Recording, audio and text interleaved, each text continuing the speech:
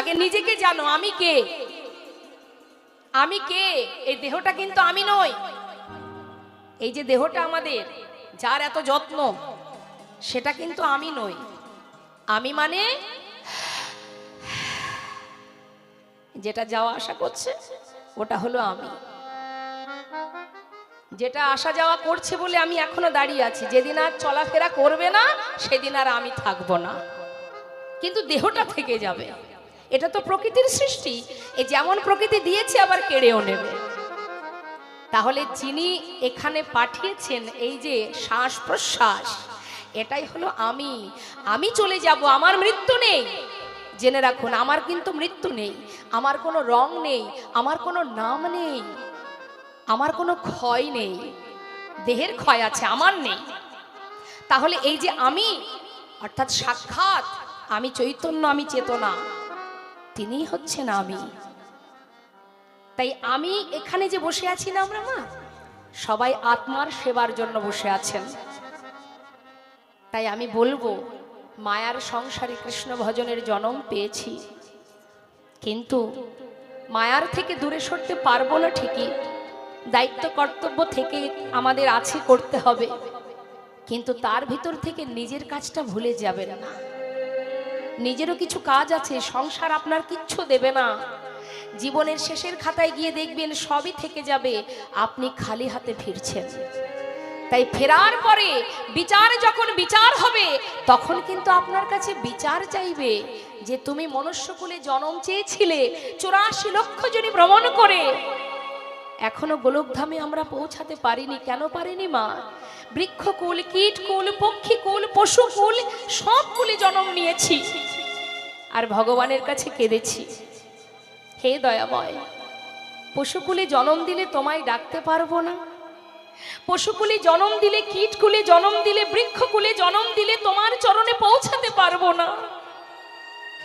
যদি তুমি আমাদের মানবকুলে জন্ম দাও, যে জন্ম পেলে তোমার চরণ ধরে দুফোঁটা চোখের জলে দিতে পারবো রে বোন, যে জন্ম পেলে তোমাকে দুহাত দিয়ে পুষ্প প্রদান করতে পারবো,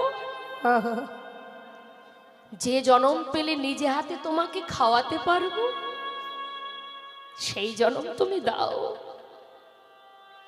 মানব কুলে জন্ম পেলে যদি তোমায় ভালোবাসতে পারি, তবে তো তোমার চরণে পৌঁছাতে পারবো দয়াময়। কিন্তু সেই মানব দেহ পেলাম, দেখার নয়নে পেলাম, যে নয়নে বিশ্ব ব্রহ্মাণ্ড দেখতে পাচ্ছি, যে বদনে প্রতিটা শ্বাসে প্রশ্বাসে কৃষ্ণ নাম বলবার শক্তি পেয়েছি, যে হাত দিয়ে ভগবানের চরণ সেবা করবার ক্ষমতা পেয়েছি, যে হৃদয় দিয়ে সাধু গুরু বৈষ্ণবের চরণ জড়িয়ে ধরতে পেরেছি, শিখেছি, ক্ষমতা পেয়েছি, ভক্তের চরণ ধুলি মাথায় নিতে শিখেছি, সবকিছুই পেয়েছি। পেলে কি হবে? আমাদের এমন অবস্থা মা, আমরা সেই ভগবানের চরণের দাস না হয়ে সবাই আমরা মায়ার দাস হয়ে বসে আছি।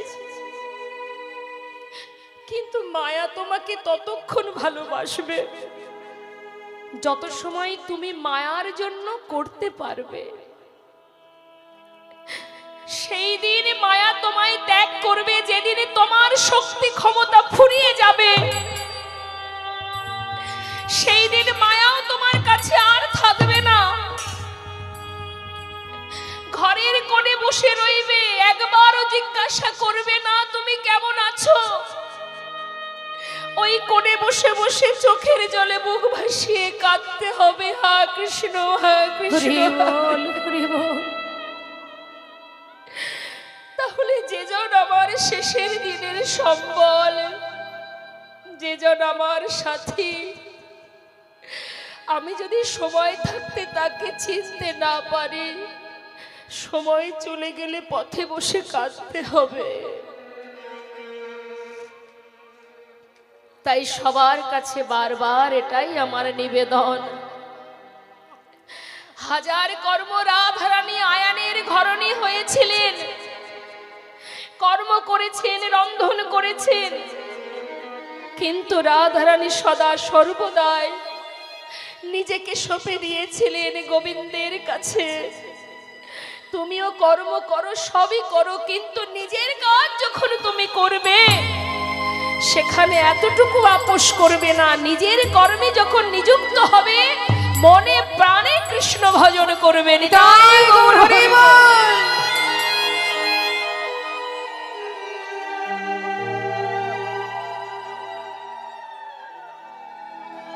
উত্তম সময়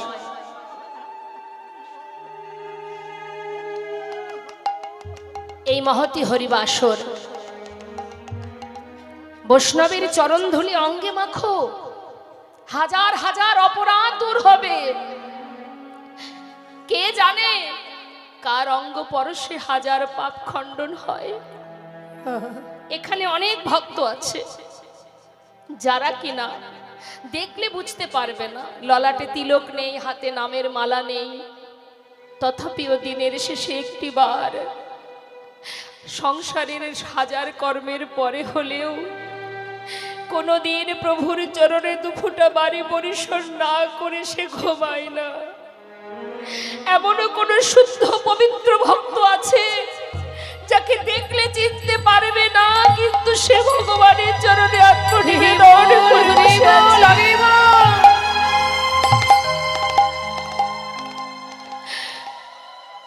তাই বৈষ্ণব মহাজন বললেন, সময় করিয়া পত্রী ধরিয়া যেবা চলে দ্রুত গতি, সময়ের শেষে অনায়াসে সেজন্য চলে যায় আপন বাসতে। সময় থাকতে বুঝতে শেখো, জানতে শেখো কি আমার করণীয়, আমি কি করছি, কি করা উচিত, কোনটা আমার কোনটি আমার নয়। সময় গেলে আর পাবে না। করুণাময় গৌর হরি ভগবান একবার নয় মা, এই পৃথিবী যার সৃষ্টি, এই জীব জগৎ যিনি সৃষ্টি করেছেন, সেই ভগবান কিন্তু জীব জগৎকে সৃষ্টি করার পরে সে কিন্তু চুপচাপ বসে নেই, আছে কি? যুগে যুগে তিনি এসেছেন, একবার নয় 4 বার এসেছেন। এসে কি করেছেন? আমাদের মতো জীবকে উদ্ধারের জন্য ধর্ম প্রচার করেছেন। কুরুক্ষেত্রের কথা একবার চিন্তা করুন। ধর্মযুদ্ধ, ধর্মকে রক্ষা করার জন্য, জীবকে উদ্ধার করার জন্য, অন্ধকার থেকে আলোর পথ দেখাবার জন্য।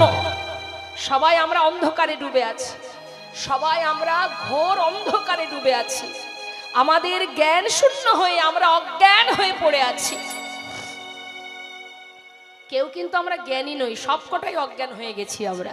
কারণ আমি কে, কি আমার করা উচিত আর কোনটা উচিত নয়, শুধু এটাই জানি, মারামারি হানাহানি এটা আমার, ওটা আমার, সেটা আমার, কিচ্ছুই আমার নয়, কিচ্ছু আমার নয়।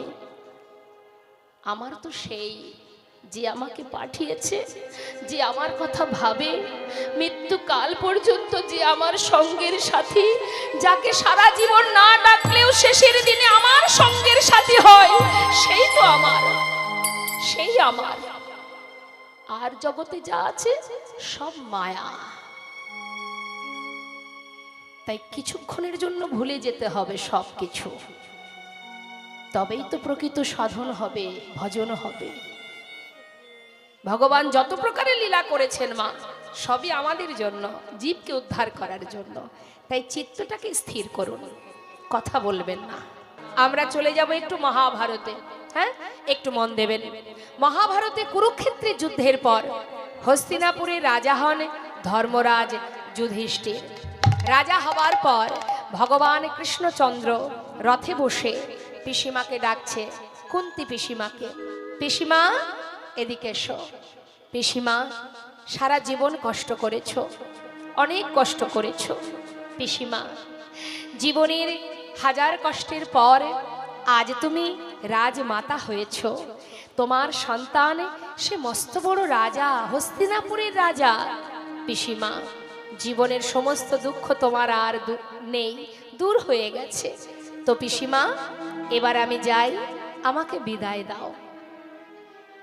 কুন্তী পিসিমা পাশে দাঁড়িয়ে ভাবছে, মা কৃষ্ণ যখনই আমাকে ছেড়ে ঘরে যেত আমাকে বলতো আমি আসি। আসি কথার অর্থ কি? বাড়ি থেকে কোনো ব্যক্তি পথে নামার সময় যদি বলে যাই, দেখবেন গুরুজনরা বারণ করে, এই যাই বলিস না, বল আসি। তার মানে কি? আসি মানে সে আবার আসবে। কিন্তু আজ যাই কথাটা শুনে কুন্তী পিসিমা মনে মনে ভাবছে, কৃষ্ণ তো কোনোদিন এমন কথা বলে না, তবে আজ কেন বললো আমি যাই?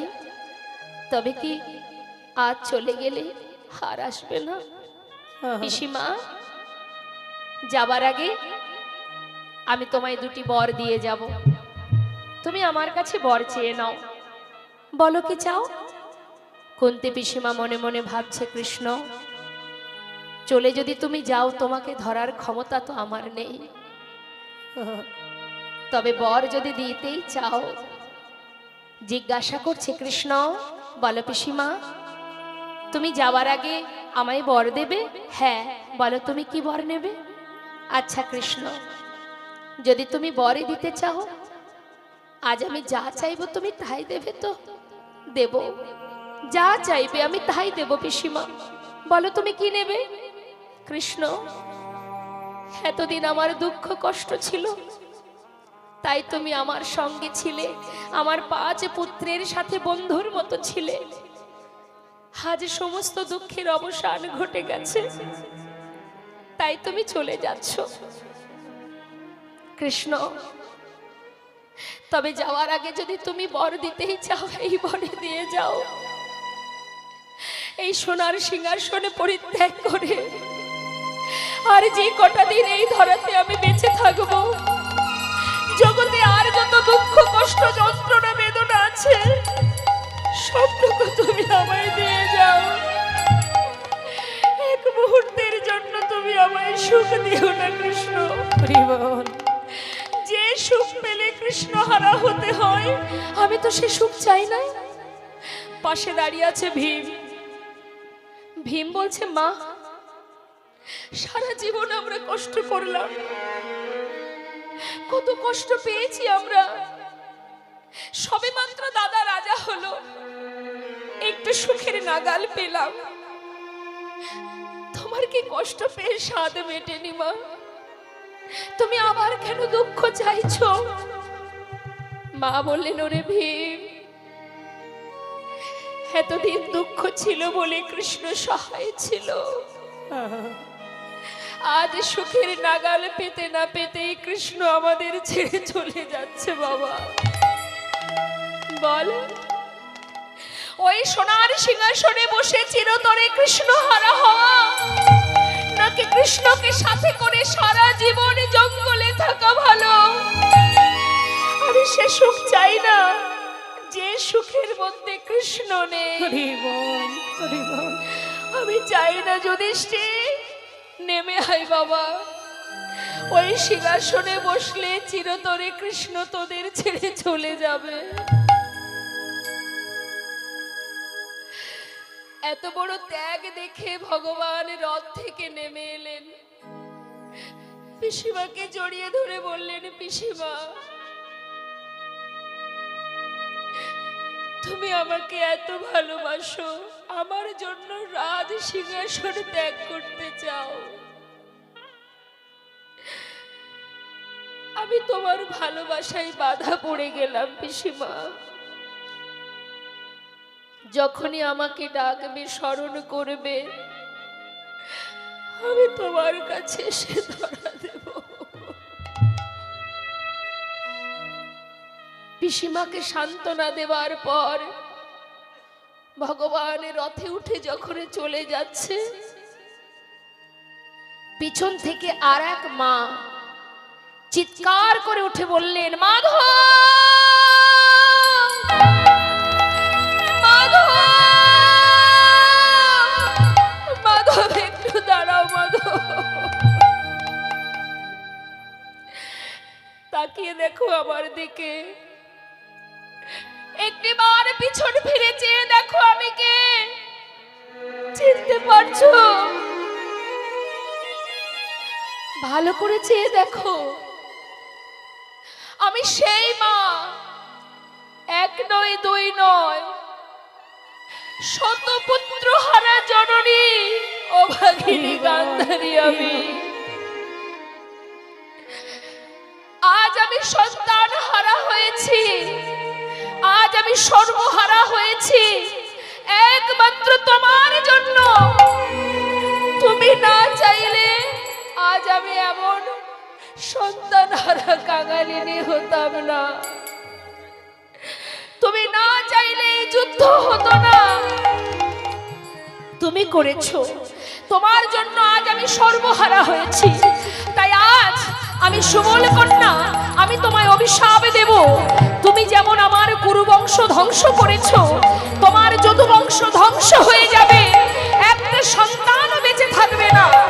আরো বলি শোনো, তোমারও মৃত্যু হবে, তোমার মৃত্যু হবে এক ব্যাধের হাতে। এই আমি তোমায় অভিশাপ দিলাম। সমস্ত রাত সবাই যারা ছিলেন মা, সবাই এসে মাতা গান্ধারীকে জড়িয়ে ধরে বললেন, এমন অভিশাপ দিও না মা, ফিরিয়ে নাও। ভগবান রথ থেকে নেমে এসে বললেন, তোমরা সবাই শান্ত হও, মাকে বলতে দাও, তাকে বাধা দিও না। কেন জানো? কুরুক্ষেত্রের যুদ্ধে জয়ের আনন্দ যেমন আমি পেয়েছি, তেমন পরাজয়ের যন্ত্রণাও আমি পেয়েছি। সকল মায়ের আশীর্বাদ যেমন আমি পেয়েছি, তেমন সকল মায়ের অভিশাপ আমি মাথায় নিতে চাই।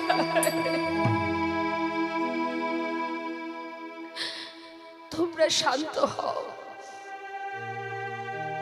মাতা গান্ধারীর কাছে গিয়ে ভগবান কৃষ্ণচন্দ্র বলে উঠলেন, মা, তোমার কথাই সত্য হবে। তুমি যা বলেছ মা, তোমার কথাই সত্য হবে। তোমার বাক্য আমি শিরোধার্য করলাম। 56 কোটি যদুবংশ ভগবানের সন্তান মা,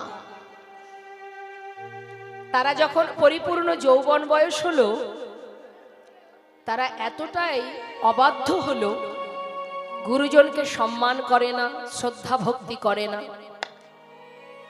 এই 56 কোটি যদুবংশের মধ্যে একটি সন্তান ছিল যার দেখতে অনেকটা মেয়েদের মতো। তাই তাকে সুন্দর করে কাপড় পরিয়ে পেটের উপরে একটা কড়া বেঁধে দিয়ে চললেন জঙ্গলে।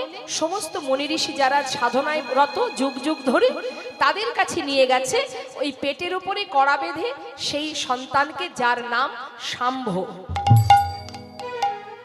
যখন নিয়ে গেছে মা, ওই শাম্ভকে নিয়ে গিয়ে ওই 56 কোটি যদুবংশের সন্তানেরা মুনি ঋষিকে বলছে, এই যে ও মুনিবর, যুগ যুগ ধরে সাধনা করছো, বলো না এর গর্ভে কে জন্ম নেবে?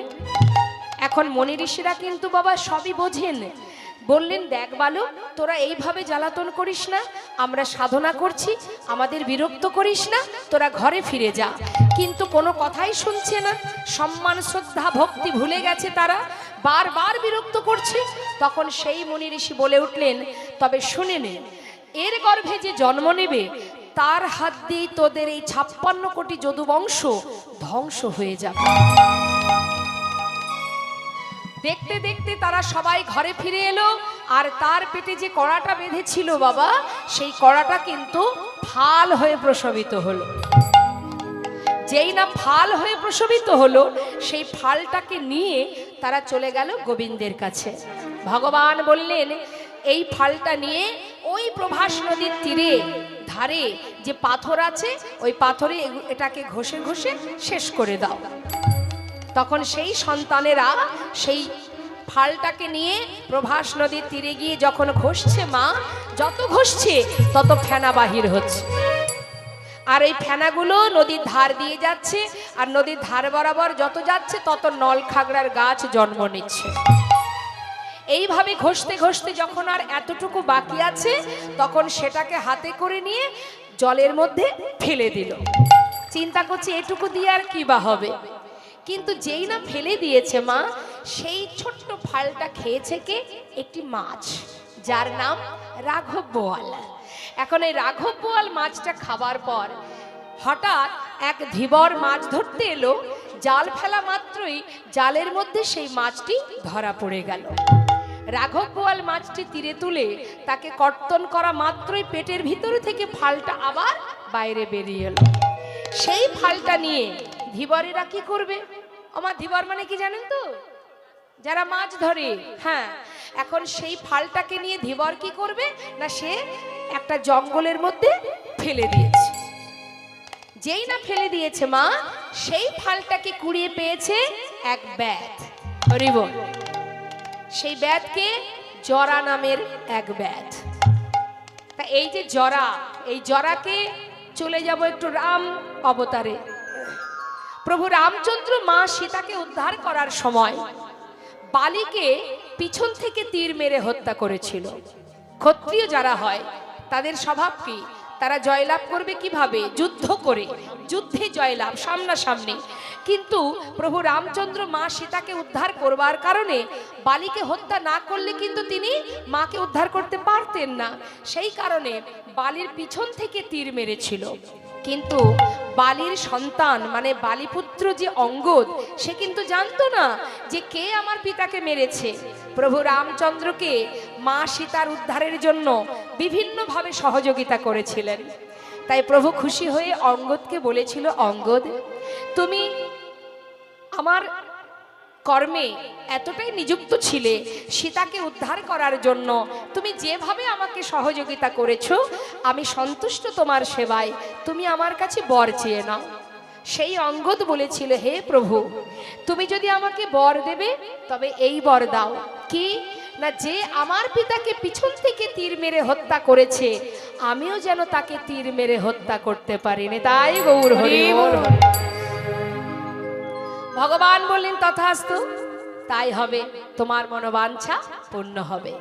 ভগবান কোনো কর্মের কারণে যদি সাজা নেয় মা, তাহলে একবার আমাদের নিজেদের কথা ভাবুন। আমরাও কিন্তু বাবা পদে পদে অপরাধ করে যাচ্ছি, জ্ঞানেও করছি অজ্ঞানেও করছি, তাহলে আমাদের জন্য কত সাজা লেখা আছে মা। হরি বল, হরি বল। তাই আজ ভগবান তিনি প্রভাস নদীর তীরে যজ্ঞ করেছিলেন।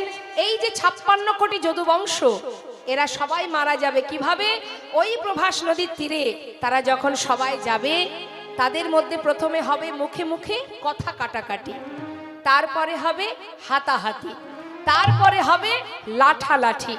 আর লাঠালাঠি করবে, লাঠি কোথায় পাবে? এই যে নলখাগড়ার গাছ, যেটাকে তুলে মারবে সেই সেখানে প্রাণ হারাবে। এটাই ছিল ভগবানের সেই মধুর লীলা। তিনি সব কিছু সুন্দর করে সাজিয়ে নিয়ে তিনি বৃন্দাবন ছেড়ে চলে গেলেন দ্বারকায়। নিতাই গৌর হরি বল, হরি বল। এবারে আমরা একটু জানবো মা, শান্ত হয়ে আপনারা বসুন। খুব সুন্দর কিছু কথা আমাদের জানতে হবে। ভগবান প্রভাসের তীরে যজ্ঞ করেছিলেন, প্রভাস নদীর তীরে। তা প্রভাস নদী, আস্তে আস্তে আস্তে, প্রভাস নদীর তীরে কেন গোবিন্দ যজ্ঞ করলেন কারণটা একটু জানবো, কেমন? তা শুনুন। এই প্রভাস নদীটা হচ্ছে মা গুজরাটে, হ্যাঁ, যেখানে একটি জায়গা আছে যার নাম হলো সৌমতীর্থ। ওখানে একটি দেবাদিদেব মহাদেবের বিগ্রহ সেবা হয়, যার নাম হচ্ছে সোমনাথ। এই সোমনাথের নাম অনুসারে সেই স্থানটির নাম সৌমতীর্থ। ওই সৌমতীর্থে একটা নদী আছে যার নাম প্রভাস। এখন এই প্রভাস নদীর নামটি, যে প্রভাস নামটা, এটা কে দিল? চন্দ্রদেব। হরে কৃষ্ণ। চন্দ্রদেব কিভাবে দিল শুনুন। চন্দ্রদেব গুরুপত্নীর প্রতি আকৃষ্ট হয়েছিলেন। তার 27 জন স্ত্রী থাকা সত্ত্বেও সে যখন গুরুপত্নীর প্রতি আকৃষ্ট হন, গুরু বৃহস্পতি তাকে অভিশাপ দেন। কি অভিশাপ? যে তোমার এক একটি করে কলা ক্ষয় হতে হতে, এই যে তুমি 16 কলা, তোমার এক একটি কলা ক্ষয় হতে হতে একদিন তুমি পুরো শেষ হয়ে যাবে। এখন গুরুর অভিশাপ কখনো মিথ্যা হয় না মা। লেগে গেল অভিশাপ, দিনের পর দিন যায়, এক একটি করে কলা ক্ষয় হতে শুরু হয়। আকাশে দেখেছেন তো, হ্যাঁ, যে এক এক দিনে একটু একটু করে চাঁদের ক্ষয় হয়, গুরুর অভিশাপ। তা বাবা যখন কলা একটা একটা করে ক্ষয় হচ্ছে মা, আর এক কলা বেঁচে আছে, ঠিক সেই সময় তার 27 জন স্ত্রী দল বেঁধে গেলেন দেবাদিদেব মহাদেবের কাছে। ভোলানাথ কৈলাসে বসে ধ্যানে মগ্ন, সেখানে গিয়ে হাজির 27 জন। সম্পর্কে কি হয় জানেন? মা পার্বতী হচ্ছে এই যে 27 জন রমণী, 27টি নারীর 27টি রমণীর সম্পর্কে দিদি হন। তাহলে ভোলানাথ কি হবে? জামাই বাবু।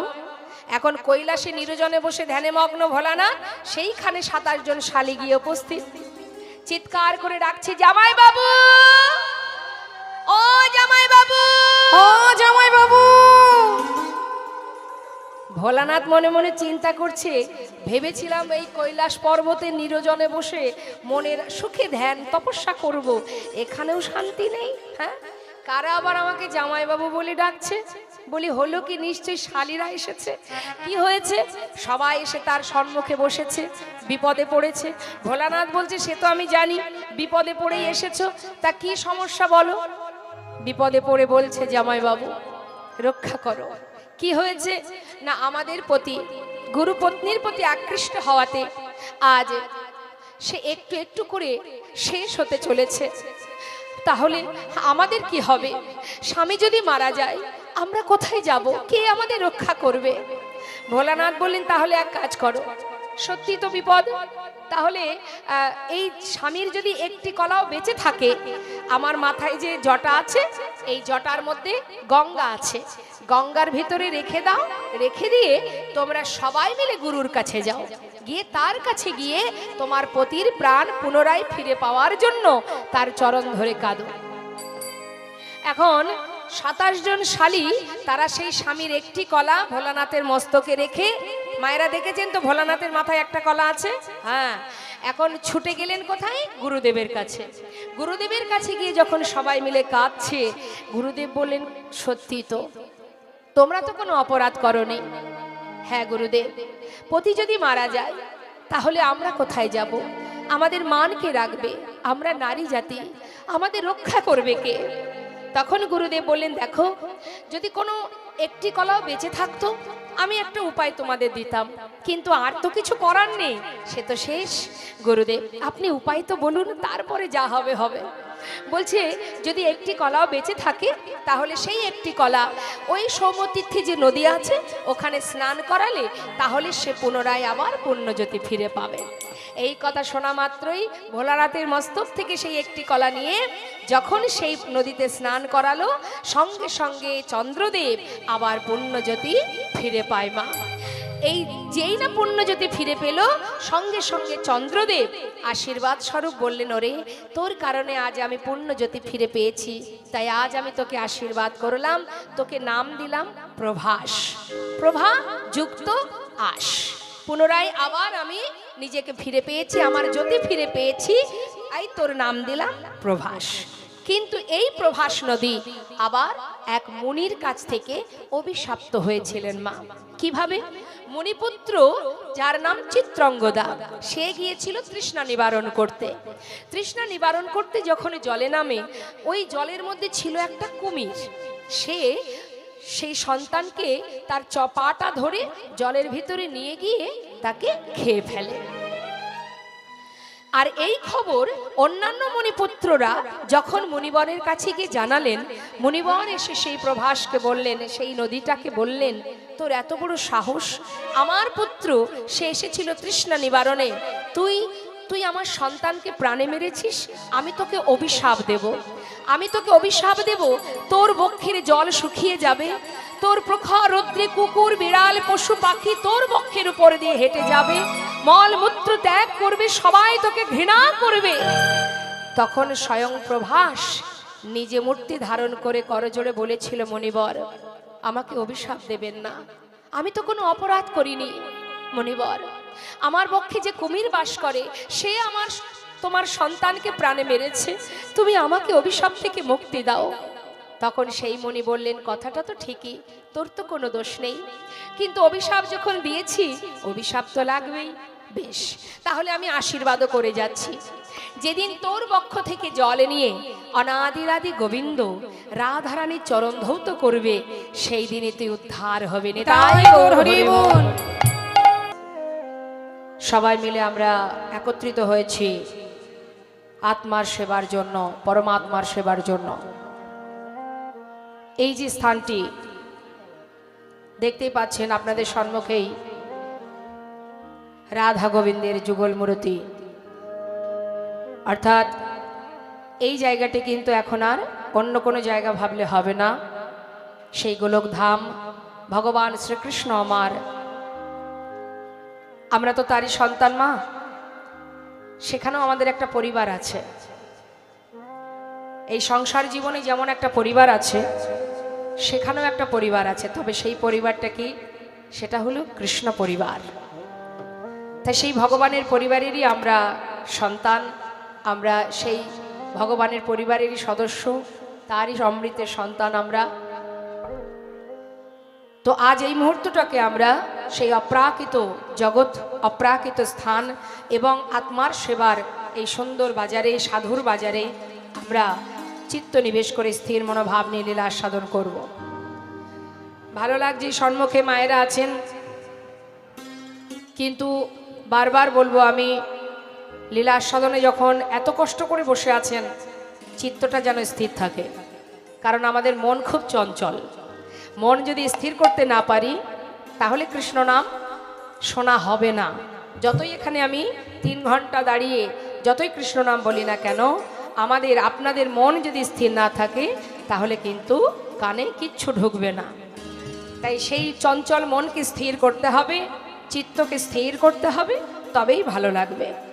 তো যেহেতু ভোগ হয়ে গেছে, আজ মহন্ত বিদায় হয়েছে, সেই কারণে আজ এই মুহূর্তে আমরা আস্বাদন করব ভগবানের সেই মধুর লীলা, শেষ লীলা, অন্তিম লীলা, যার পরেই প্রভু আমার বৃন্দাবন, যে বৃন্দাবনে এসেছিলেন সেখান থেকে কলিতে এসেছিলেন। সেই লীলাটি হলো কি? প্রভাস যজ্ঞ। নিতাই গৌর হরিবোল, হরিবোল গৌর।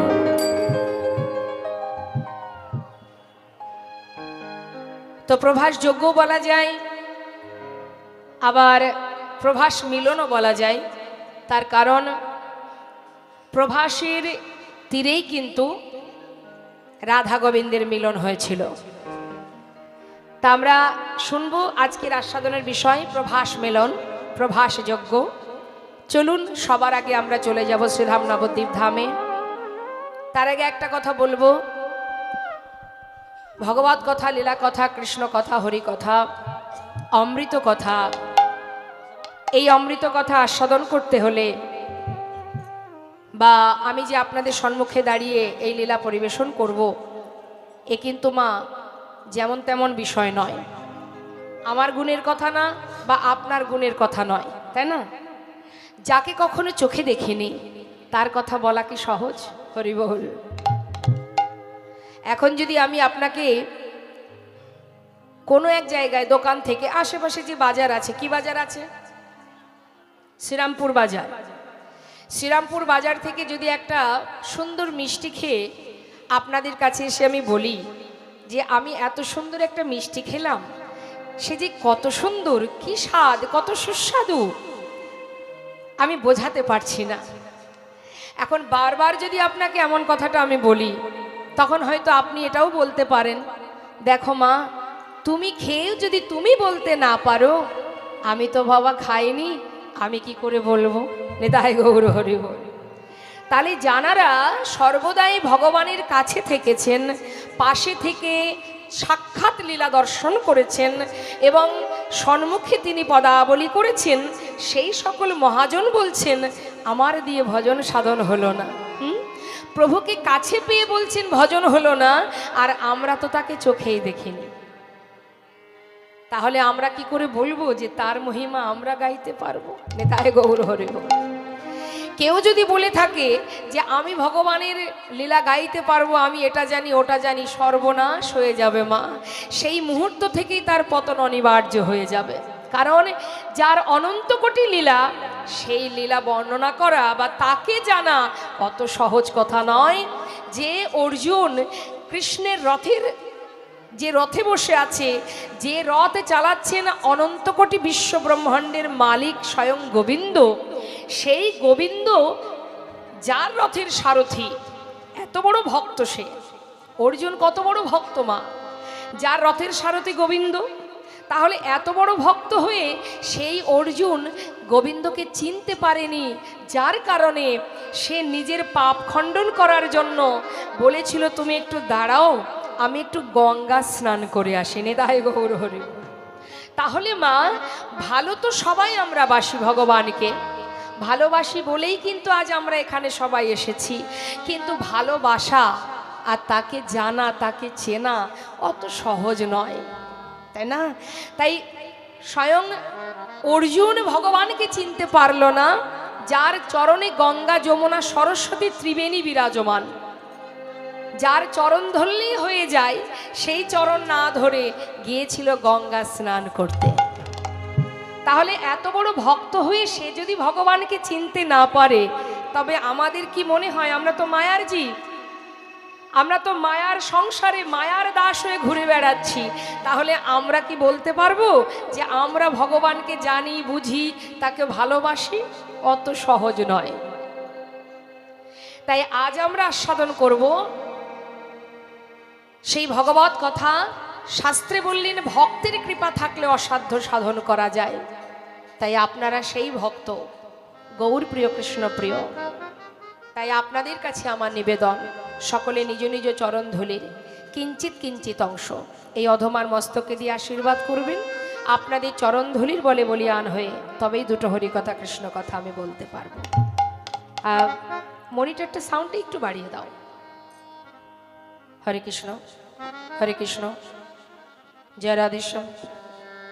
হরে কৃষ্ণ, জয় নিতাই, জয় গৌর, জয় রাধেশ্যাম। ঠিক আছে, তাহলে আমরা মা চলে যাব নবদ্বীপ ধাম। সেখানে গিয়ে আগে একটু গৌরচন্দ্রিকা আস্বাদন করি, তারপরে আমরা লীলাতে যাব। তা একবার হাত তুলে দেখান দেখি কে কে নবদ্বীপে গৌরচরণ দর্শন করেছেন, দেখান দেখি।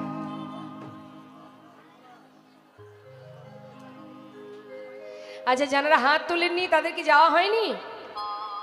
ও গিয়েছেন, তা কি হাত তুলতে কষ্ট হচ্ছে? কষ্ট হলে আর তুলতে হবে না, থাক। ভগবানের নাম গুণকীর্তন আস্বাদন করতে বসে ভগবানের চরণে দুহাত তুলে একটু আত্মনিবেদন করব, তাতেও আমাদের কষ্ট। দেখবেন মা, আমরা সর্বদাই সুখের কামনা করি। কোথায় গেলে সুখ পাবো? ঘরে সুখ, বাইরে সুখ। হরিবাসরে আসলে দেখবেন অনেকে খুঁটি খোঁজে, কোথায় একটু খুঁটি পাবো, একটু হেলান দিয়ে বসবো। সুখ সুখ আর সুখ, সুখ ছাড়া এতটুকু দুঃখ আমাদের ভালো লাগে না। হ্যাঁ, তা ঠিক আছে, হেলান দিয়ে বসেন, অসুবিধা নেই, কিন্তু কর্ম তো করতে হবে। আমার জন্য নয়, যার যার নিজের চিন্তা করে কর্ম করতে হবে। তাই প্রত্যেকেই যখনই জয়ধ্বনি হরিধ্বনি হবে দুহাত তুলবেন, মায়েরা উলুধ্বনি, আর আমার বাবা ভক্ত যারা আছেন তারা দুবাহু তুলে জয়ধ্বনি একবার প্রাণ ভরে সবাই মিলে নিতাই গৌর হরিবল, হরিবল, হরিবল। সুরধ্বনির তীরে আজ গৌর কিশোর নাম যজ্ঞ করিবেন বলে আনন্দে বিভোর। হরিবল, হরিবল। করুণাময় গৌর সুন্দর তিনি হরিনাম যজ্ঞ করবেন মা। জীবের ঘরে ঘরে হাতে ধরে পায়ে ধরে হরিনাম দিয়েছেন। নদিয়ার পথে পথে, অলিতে গলিতে, হাটে মাঠে ঘাটে সব জায়গায় তিনি হরিনাম দিয়েছেন। সমস্ত জায়গায় হরিনাম দেওয়ার পরেও আজ আমার প্রভুর মনে হলো যে তিনি হরিনাম যজ্ঞ করবেন। নিতাই গৌর হরিবল। তা হরিনাম যজ্ঞ যিনি করবেন মা, দেখুন এই যে মহামন্ত্র, এত কষ্ট, এত দুঃখ, এত যন্ত্রণা সয়েছেন আমার গৌর সুন্দর শ্রীধাম নবদ্বীপের মাঝে। যখন তিনি হরিনাম প্রচার করতেন, নবদ্বীপের বড় বড় পণ্ডিতগণ, মস্ত বড় বড় পণ্ডিত, যারা কিনা এই হরিনাম বন্ধ করার জন্য বিভিন্নভাবে চেষ্টা করে গেছেন, কি করে নিমায়ের মুখের এই হরিনাম বন্ধ করা যায়, কিন্তু পেরেছিল কি? পারেনি। মহাপ্রভু তিনি যখন হরিনাম প্রচার করতেন মা, তার আগে আরও একজন হরিনাম দিতেন। তিনি কে? তিনি হচ্ছেন হরিদাস ঠাকুর। প্রভু আসার আগে এসেছেন। এই হরিদাস ঠাকুর যখন নাম প্রচার করতেন, এই নবদ্বীপের মাঝে যখন এসেছিলেন মা, সেই সময় নবদ্বীপের রাজা ছিলেন নবাব হোসেন শাহ। এই নবাব হোসেন শাহ তিনি কিন্তু নিমায় আহা হরিদাস ঠাকুরের মুখে হরিনাম বন্ধ করবার অনেক চেষ্টা করেছিল। কত আঘাত সয়েছে হরিদাস ঠাকুর, তথাপিও কিন্তু নাম প্রচার করতে ছাড়েনি।